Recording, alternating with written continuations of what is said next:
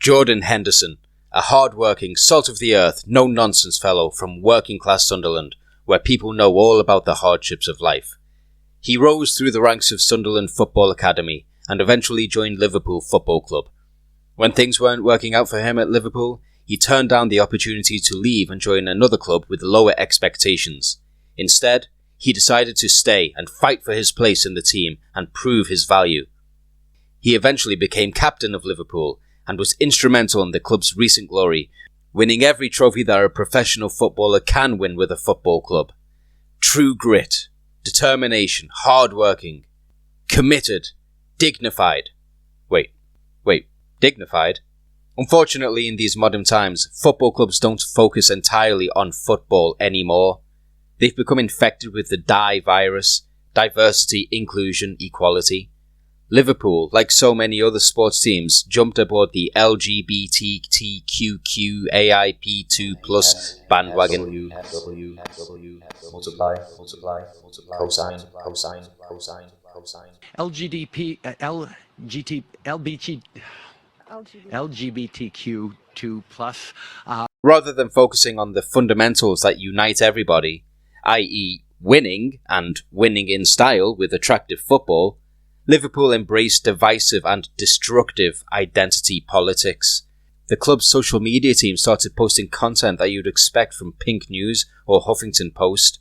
The club aligned themselves with Stonewall by having players wear rainbow laces to show solidarity with the LGBTQAIP2+ community. Players were expected to align themselves with and promote an ideology that they perhaps did not support, and to participate in the social engineering program to change society's attitude towards this issue and people. Mohamed Salah is a Muslim. We've never seen any close-up shots of his boots during so-called rainbow matches. Jordan Henderson agreed to wear captain's armbands that were decorated with rainbows. He wore the rainbow laces. He was quoted by the Liverpool FC website offering his support to the campaign. This is always an occasion that makes me especially proud to be club captain, because I could not be stronger in my belief that the values we are celebrating, unity, togetherness, inclusion, could not be more in keeping with those of our club and our city. I have regularly worn rainbow laces, and today will be no exception, because this kind of visible support can only have a positive impact. It also sends the powerful message that football is for everyone, and the more of us who can take this message back into our homes, workplaces, and daily lives, the better. The more we can understand, the more we can learn, and the more we can stand together on issues like this, the more we will move towards the kind of inclusive society that is more welcoming of everyone. Whether he actually did say those things or not is unknown. The Liverpool FC website did, however, attribute that quote to him. Most likely it was ghostwritten, and then he signed off on it. In recent years, we've witnessed the slow establishment of a ubiquitous expectation and pressure for employees to align themselves with certain corporate-approved ideology, a woke ideology, and employees often cave under pressure because they know that if they take a stand, there will be repercussions.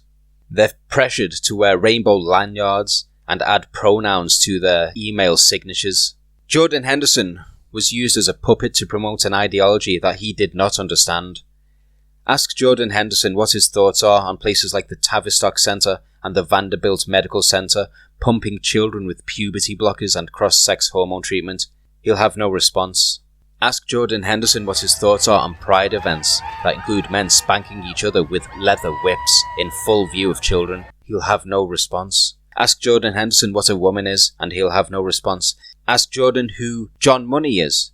Ask him how many genders there are. Ask him if gender really is a social construct that is not related to biological sex, then why so-called transgender people undergo surgery to assume the biologically dictated appearance of the opposite sex. He'll have no response. Ask Jordan Henderson about this Stonewall tweet claiming that research suggests that children as young as 2 recognize their trans identity. Ask Jordan Henderson about this. Dignified?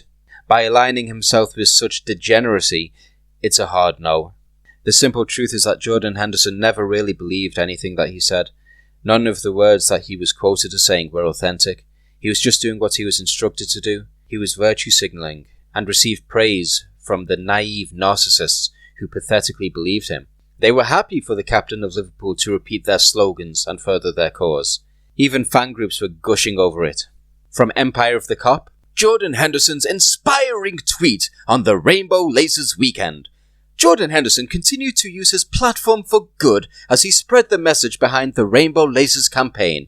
We're lucky to have such a selfless and inspiring man wearing the armband, and hopefully his support aids the progression of this important cause. It's an honour to have the 31-year-old leading our team on and off the pitch in such a positive manner. You are kidding, right?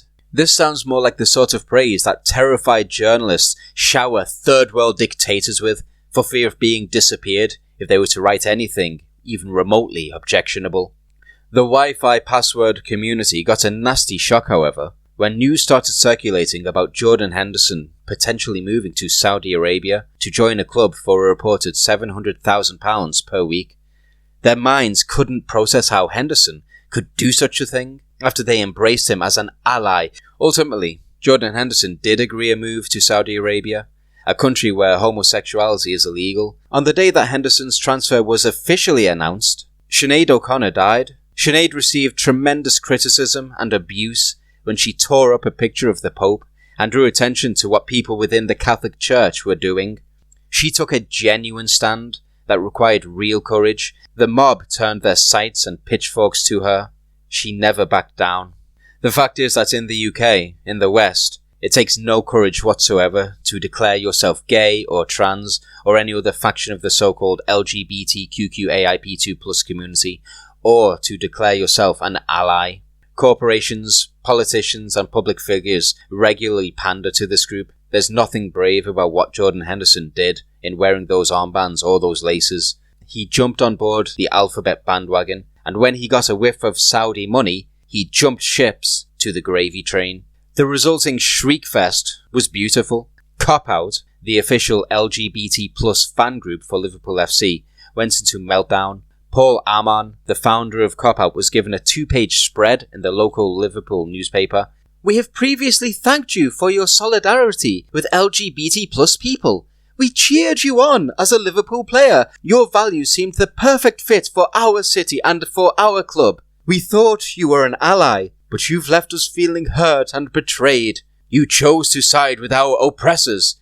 Your choice to side with our oppressors has seen most of members absolutely shocked and angry. It is deeply concerning that Gerrard has gone, especially given he had a former teammate, Robbie Rogers, who is an out gay man. Such a betrayal of trust to a former teammate. Paul, with that ability to write such an emotionally charged whinge, you may start identifying as a 15-year-old high school girl, or perhaps a pearl-clutching middle-aged woman. The vibe of overwhelming sense of entitlement is clear. But at least you can use Jordan's move to reinforce the idea that you are a victim, a status that you can continue to cash in on. With this saga, people might finally start to consider the possibility that when corporations, politicians and public figures claim to support something or hold a particular value, they may not necessarily be speaking truthfully. Maybe it's possible that they're doing what they've been told to do by the same people behind Bud Light's partnership with Dylan Mulvaney, PR teams who are absolutely out of touch with reality. Maybe these corporations are just including these messages and flags in their branding for the sake of an ESG score. Now, the Human Rights Campaign is very famous. It's very big. It's that blue field with the yellow equal sign. But it seems very weird that they publish a number that's so powerful that a gigantic corporation like Anheuser-Busch is bending its business all around making sure that that number stays perfect. And then they send Anheuser-Busch a letter and say, you didn't stand up for Dylan Mulvaney well enough. You didn't put enough effort in. So we're going to delist you in terms of your corporate equality index score. We're going to take away points. And then the next week, we see Anheuser-Busch giving gobs of money to LGBT-themed nonprofits. Maybe regular people are also claiming to support your so-called community and movement because they know they'll be persecuted, fired from their jobs and cancelled if they dared to voice an alternative opinion, one that you would disapprove of. Remember, When they say diversity, they mean they want everybody to agree with them. Ideological uniformity is required. Diversity of opinion will not be tolerated. And then they have the lack of self-awareness to criticize Saudi Arabia for having no free speech and for being oppressive. Pretty ironic. Spend some time thinking about that, and don't expect Jordan Henderson to wear rainbow laces anytime in the near future. And say how much he supports our right to be able to watch football wherever our teams play in a safe environment and not be fearful for our own safety, or whether we'll face discrimination or even arrest to watch our team, for him to then decide to play in a country that criminalizes our existence and that outlaws human rights organizations really jars for people. And it really feels that all of the nice words and effort that he made beforehand were just, a PR stunt